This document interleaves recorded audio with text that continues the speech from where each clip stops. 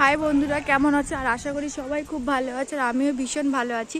আজকে তোমাদের সঙ্গে একটা সুন্দর মন্দির শেয়ার করলাম। এই মন্দিরটা দেখতে পাচ্ছ, আর এই মন্দিরটায় কিন্তু দেখো বট গাছের ভেতর দিয়ে পুরো মন্দিরটা পুরো বট গাছের ভেতরে শিবলিঙ্গ আছে। আর সেই লিঙ্গটা তোমাদের সঙ্গে আমি শেয়ার করছি, দেখো।